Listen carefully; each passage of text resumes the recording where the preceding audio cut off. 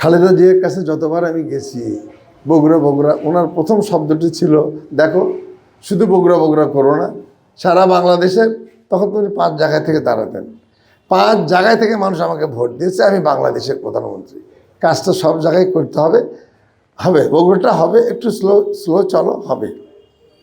তো আমরা তারেক রহমানকে শুধু বগুড়া বগুড়া বলে তাকে যেন বগুড়ার ভিতরে আটকে না রাখি। উনি সারা বাংলাদেশের ভোট পেয়ে উনি প্রধানমন্ত্রী হয়েছেন, অনেক ভোট পেয়েছেন, অনেক সিট পেয়েছেন, সারা বাংলাদেশে যেন ওনার পপুলারিটি থাকে, ওনার সুনাম যেন থাকে, সেই চেষ্টা কিন্তু দিনের শেষে হলো আমাদেরকে করতে হবে।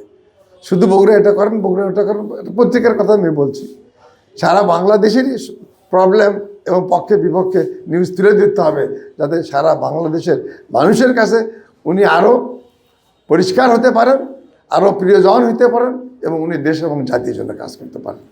পত্রিকা সম্বন্ধে আমাদের প্রধানমন্ত্রী, আমাদের প্রিয় নেতা, আমাদের বগুড়ার সন্তান, এই দেশের এই যুগের শ্রেষ্ঠ সন্তান বলে আমি দাবি করি। জনাব তারেক রহমান একদম ওপেন বলেছেন, বহুবার বলতেছেন, স্বাধীন, কোনো গলা চিপে কাউকে ধরা হবে না। তো কাজেই এটা বলার কারণই হলো এই যে উনি সঠিক থাকতে চান, উনি সঠিকভাবে দেশ পরিচালনা করতে চান, এবং তার একমাত্র নির্ভরশীল মাধ্যম হলো পত্রিকা। তো প্রধানমন্ত্রী যে কাজটি করে নিশ্চয়ই আপনারা সবাই জানেন, সকালে তার পিআরও সাহেব তারকে একটা ফাইল দেয়, সকালে বা রাত্রে সময় না পেলে, এরকম অনেক সময় আমি দেখেছি নিজের চোখে, তো অনেক মোটা ফাইল, সে কাটিং ফাইল।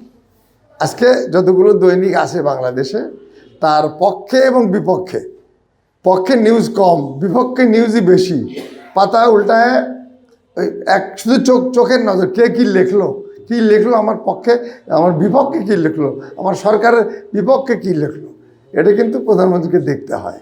হয় সকালে হোক, তার পিআরও অনেক সময় কাজে ব্যস্ত থাকলে পিআরও সাহেব পড়ে শোনান, প্রধানমন্ত্রী শোনেন কোন পত্রিকা কী লিখেছে, কেন লিখেছে।